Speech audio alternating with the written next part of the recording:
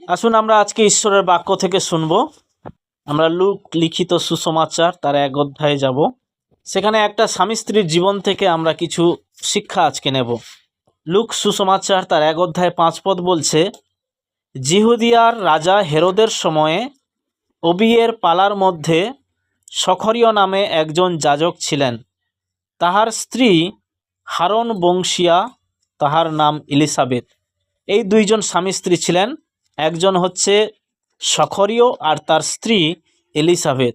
আর এই সখরীয় তার পেশা ছিল, সে হচ্ছে যাজক, পুরোহিত ছিল। সেই মন্দিরে তিনি ঈশ্বরের মহিমা করতেন, পূজা করতেন, ঈশ্বরের বাক্য তিনি পড়তেন, আর কি নৈবেদ্য উৎসর্গ করতেন। নৈবেদ্য অনেক রকম বিধি ছিল, নিয়ম ছিল।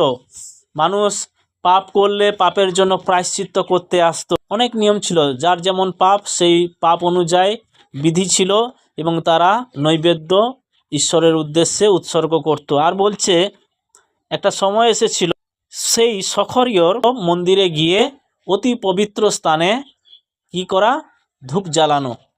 সেই যে জিহুদি আরাধনালয়, তার হচ্ছে একদম বাইরের দিকে ছিল, সাধারণ লোকেদের জন্য, বিশ্বাসীদের জন্য, যেখানে সবাই গিয়ে বসতো। ঠিক আছে। তারপরে ছিল পবিত্র স্থান, যেখানে বলি উৎসর্গ করা হতো, পবিত্র স্থান। সেখানে হচ্ছে কি যাজকেরা, পুরোহিতরা গিয়ে ওখানে আরাধনা করত। আর একদম ভেতরে ছিল অতি পবিত্র স্থান। সেখানে শুধুমাত্র বছরে একবার মহাযাজক গিয়ে সেখানে বলি উৎসর্গ করতেন, করে ভেতরে যেতেন ঈশ্বরের কাছে প্রার্থনা করার জন্য। কার জন্য? সমস্ত প্রজাদের জন্য, সমস্ত লোকেদের জন্য প্রার্থনা করতে তিনি ভেতরে যেতেন। আর বলছে এখানে সেই সখরীয় নামে যে পুরোহিত ছিল, যাজক ছিল, তার পালা এসেছিল মন্দিরের ভেতরে গিয়ে যাজকীয় কার্য। একজন পুরোহিতের কাজ কি? পুরোহিতের কাজ কি? মন্ত্র পড়া, পূজা করা, তাই তো। তেমনি হচ্ছে ঈশ্বরের কাছে প্রার্থনা করতে তার যাওয়ার সময় হয়েছিল। এখানে লেখা রয়েছে 6 পদে, তাহারা দুইজন ঈশ্বরের সাক্ষাতে ধার্মিক ছিলেন, প্রভুর সমস্ত আজ্ঞা ও বিধি অনুসারে নির্দোষ রূপে চলিতেন। এখানে কি বলছে শুনুন ভালো করে। তার স্বামী স্ত্রী সখরীয় এবং এলিসাবেত দুইজন ঈশ্বরের সামনে ধার্মিক ছিলেন। একজন ধার্মিক মানুষ কে? কাকে আপনি ধার্মিক বলবেন? যে শুধু মন্ত্র পড়ে, যে শুধু ঈশ্বরের কথা বলে, নাকি ভালো সুন্দর সুন্দর পুরোহিতের পোশাক পরে বলে আপনি তাকে বলবেন ধার্মিক? কেউ যদি সাদা কাপড় ধুতি পরে চলে এসে আপনি বলবেন এ পবিত্র লোক, এ ধার্মিক লোক? ধার্মিক বলতে কি বোঝায়?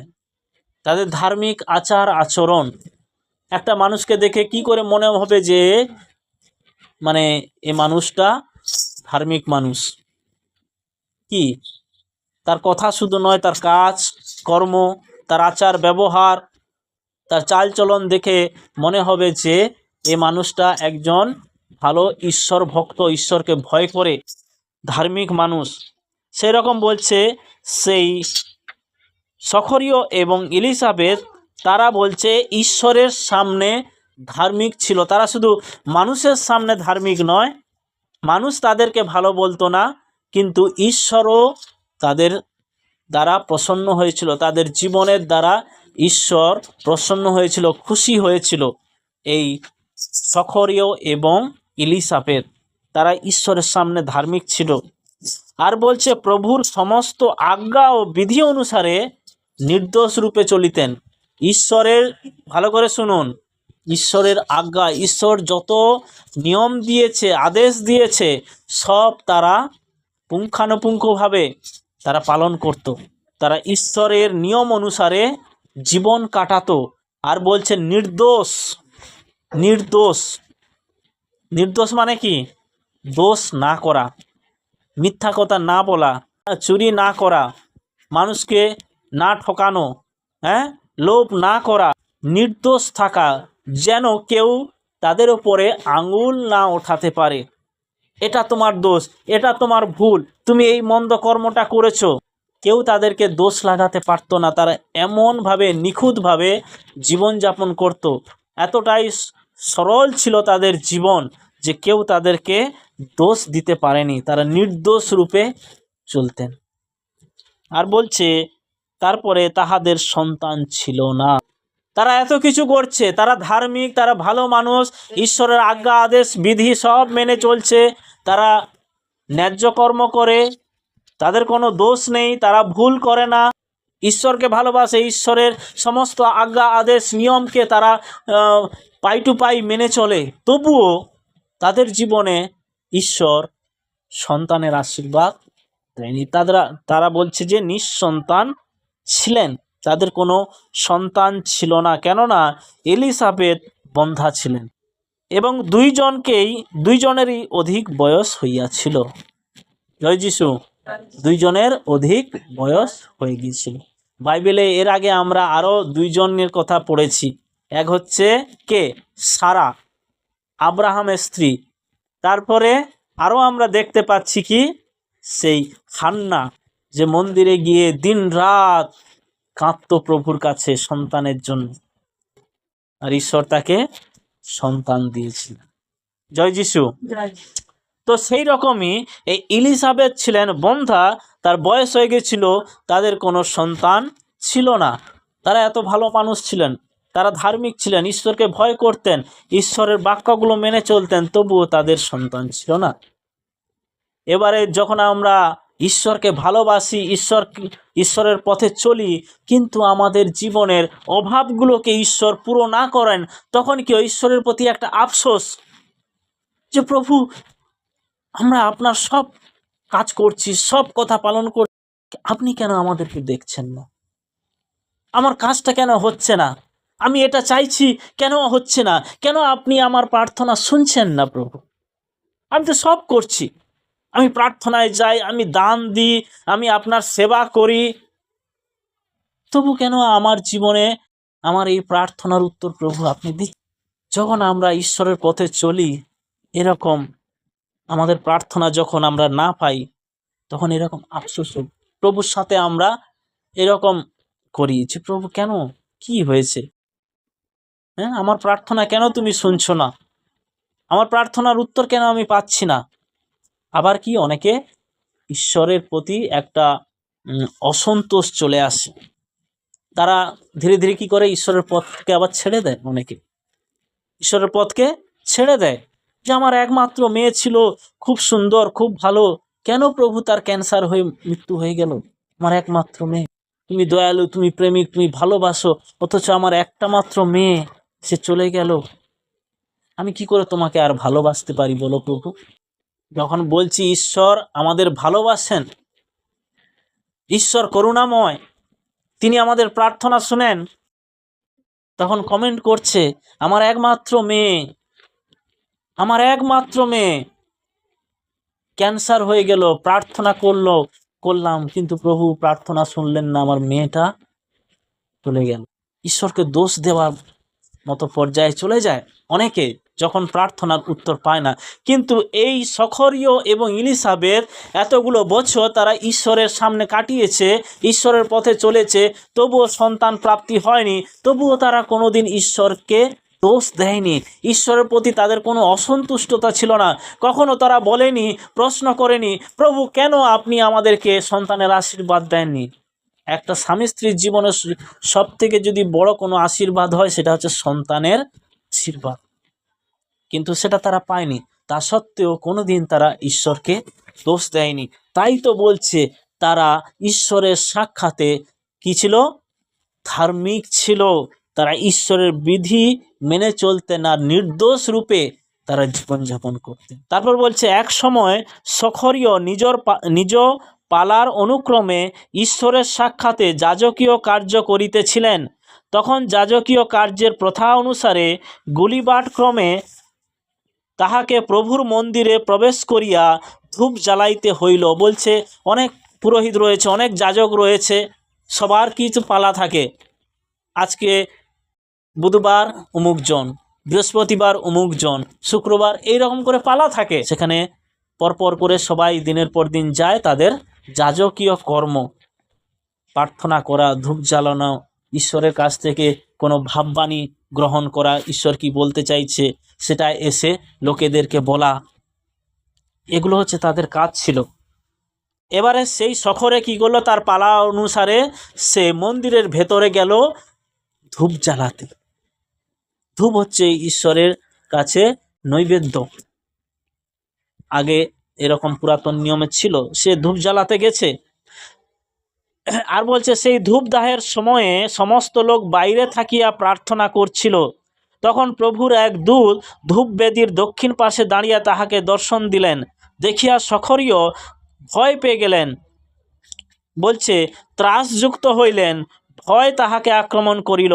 কিন্তু স্বর্গদূত বলিলেন, সখরীয় ভয় করিও না, কেননা তোমার বিনতি গ্রাহ্য হইয়াছে। তোমার স্ত্রী ইলিসাবেত তোমার জন্য পুত্র প্রসব করিবেন ও তুমি তাহার নাম যোহন রাখিবে। হালেলুয়া। সখরীয় বয়স হয়ে গেছে, ঈশ্বরের সামনে যখন তার সময় আসছে প্রার্থনা করতে যাওয়ার, সে যায়। আর এখন সে প্রার্থনা করছে। ও চমকে গেছে না, স্বর্গদূত যদি চলে আসে আমরা কি হব? আমরা কেউ দাঁড়িয়ে থাকতে পারবো না, আমরা পড়ে যাব। বলছে স্বর্গদূত যখন আবির্ভূত হলেন তার সামনে, বলছে সে চমকে গেল, ভয় পেয়ে গেল। আর স্বর্গদূত ভয় পেও না, কারণ আমাকে ঈশ্বর পাঠিয়েছেন। তোমার প্রার্থনা ঈশ্বরের কাছে গৃহীত হয়েছে, তোমার প্রার্থনাকে ঈশ্বর শুনেছেন। তুমি এতদিন প্রার্থনা করছো, এতদিন যখনই দাঁড়াও আমার সামনে এসে তুমি চেয়ে যাও, তুমি বলো তোমার কষ্টের কথা, কিন্তু কখনো প্রভু কাছে তুমি কি করো না, প্রশ্ন করো না, কিন্তু প্রভুর কাছে চাও। এটা হচ্ছে বিশ্বাসের একটা চিহ্ন, যে আমরা কখনো নিরাশ হব না, আমরা কখনো অবিশ্বাসী হব না, আমরা ধৈর্য ধরব। আমরা বলছে যে অপেক্ষা করব। হালেলুয়া। অপেক্ষা করা ঈশ্বরের জন্য, স্থির থাকা। সখরীয় বলছে তার যখন পালা আসে, সে যখনই মন্দিরের ভেতরে যায়, যখনই সে প্রার্থনা করে, কি প্রার্থনা করে আমরা এখান থেকে বুঝতে পাচ্ছি যে প্রভু আমার জীবনে একটা সন্তান হলে খুব ভালো হতো, কারণ আমার পরে কে তোমার সামনে এসে দাঁড়াবে? আমি তো মরে যাব, কিন্তু আমাদের পরম্পরা, আমাদের পারিবারিকভাবে আমরা তো পুরোহিত বংশ, কে এই বংশের হয়ে তোমার সামনে এসে নৈবেদ্য চড়াবে, কে ধূপ জ্বালাবে, কে প্রার্থনা করবে? তাই আমার পরে আমার পুত্র যদি থাকে তাহলে খুব ভালো হয়, সে তোমার সেবা করতে পারে। আমি মনে করি তার প্রার্থনা এরকমই ছিল যে প্রভু আমার যদি একটা সন্তান হতো, সেও আমার মতো তোমার সেবা করত। আর তাই বলছে যে তোমার প্রার্থনা ঈশ্বরের কাছে গ্রাহ্য হইয়াছে, আর তোমার স্ত্রী তোমার জন্য পুত্র প্রসব করিবেন, আর তুমি তাহার নাম যোহন রাখিবে। হালেলুয়া। দেখুন, আমরা বিশ্বাস করি ঈশ্বরকে, আমরা প্রার্থনা করি, ঈশ্বর সেটা বলছে। প্রভু যিশু বলছে তোমরা চাও তোমাদেরকে দেওয়া হবে। তোমরা যদি বিশ্বাস করো, যা কিছু তোমাদের প্রয়োজন আমার কাছে আমার নামে চাও, আমি তোমাদেরকে দেব। এটা ঠিক যে ঈশ্বর পারে না এমন কিছু নেই, ঈশ্বর সব কিছু পারে। কিন্তু এটাও ঠিক যে ঈশ্বর তার সময়ে কাজ করেন। হালেলুয়া। তিনি যেমন সব কিছু করতে পারেন, তিনি তেমনি তার সময়ে কাজ করেন।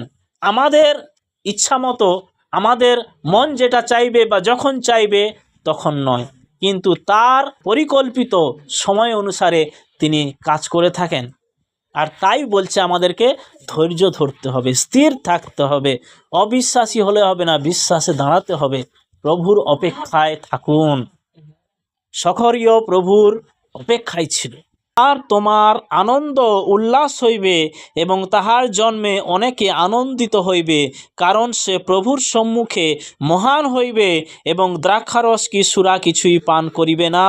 সে মাতার গর্ভ হইতে পবিত্র আত্মায় পরিপূর্ণ হইবেন। বলছে যে তোমার আনন্দ হবে, উল্লাস হবে এবং তাহার জন্মে অনেকে আনন্দিত হবে। বলছে সে কোনো সাধারণ সন্তান হবে না। সারাকে যে সন্তান ঈশ্বর দিয়েছিলেন, প্রতিজ্ঞার সন্তান ইসাহাক, তারপরে হান্নাকে যে সন্তান দিয়েছিলেন শমূয়েল, কোনো সাধারণ সন্তান দেননি ঈশ্বর। যারা ঈশ্বরের নামে দাঁড়াবে, ঈশ্বরের কাজকে তারা পরিচালনা করবে, এই রকম সন্তান তাদেরকে দিয়েছেন। নর্মাল সন্তান দেয়নি ঈশ্বর। আর এখানে এলিজাবেথকে ঈশ্বর যে সন্তান দিচ্ছে সেটা কোনো ওই আমাদের সাধারণ সন্তানের মতো নয়, ঈশ্বরের সামনে মহান হবে। আর সে মাতার গর্ভ হইতে পবিত্র আত্মায় পূর্ণ হবে এবং ইসরায়েল সন্তানদের মধ্যে অনেককে তাহাদের প্রভু ঈশ্বরের প্রতি ফিরাইবেন। বলছে সেই যে সন্তান আসবে সে কোনো সাধারণ সন্তান হবে না, সে মানুষকে ঈশ্বরের পথে ফিরিয়ে আনবে। হালেলুয়া। তারপর বলছে তিনি প্রভুর নিমিত্ত সুসজ্জিত এক প্রজামণ্ডলী প্রস্তুত করবেন। আর সেই যে সন্তানকে তিনি দিচ্ছেন, বলছে সে আসবে রাস্তা তৈরি করতে, পথ তৈরি করতে। কার জন্য? প্রভু যিশুর জন্য পথ তৈরি করতে আসবে। যিশায় ভাববাদী দ্বারা এটাই বলা হয়েছিল যে মুক্তিদাতার আগমনের আগে একজনকে পাঠানো হবে, যিনি এসে মুক্তিদাতার পথকে তিনি প্রস্তুত করবেন। আর প্রভু যিশুর আগমনের জন্মের 6 মাস আগে এই যোহনের জন্ম হয়েছিল। আর প্রভু যিশু সেবা করার আগে যখন তার সেবা শুরু করেছিল, মানুষকে বলছিল তোমরা মন পরিবর্তন করো, ঈশ্বরের রাজ্যে বিশ্বাস করো, কারণ স্বর্গরাজ্য এসে গেছে। আর আমার পরে একজন আসছে, সে জলে নয় কিন্তু আত্মাতে তোমাদেরকে বাপ্তাইজিত করবেন। আমি সেই খ্রিস্ট বা মসিহ নই, কিন্তু আমি এসেছি মসিহের আগমনের পথকে তৈরি করতে। জয় যিশু। যোহনের কাজ সেটা ছিল। সেই যোহনকে ঈশ্বর সখরীয় আর এলিসাবেথের মধ্য দিয়ে এই জগতে পাঠাচ্ছে। সেটা তাদের কিন্তু ইচ্ছা অনুসারী সন্তান, যে আমরা চেয়েছি বলে একটা সন্তান হয়েছে না, কিন্তু ঈশ্বর সেই সন্তানকে দিয়েছে। সে কোনো সাধারণ সন্তান নয়। ঈশ্বর যেটা দেয় সেটা সাধারণ নয়, অসাধারণ হয়। সেই ঈশ্বরের কাজ করবে, ঈশ্বরের সাক্ষ্য হবে, ঈশ্বরের পরাক্রম কাজ করে যাবে। সেই জন্য প্রভুর অপেক্ষা করতে হবে। তারপরে বলছে সখরীয় দূতকে কহিলেন, কিসে ইহা জানিব, কেননা আমি বৃদ্ধ এবং আমার স্ত্রীও অধিক বয়স হইয়াছে। বলছে যে এটা কি করে সম্ভব হতে পারে, আমাদের তো এখন বয়স হয়ে গেছে, হ্যাঁ, আমরা কি করে আর এখন সন্তান জন্ম দেব?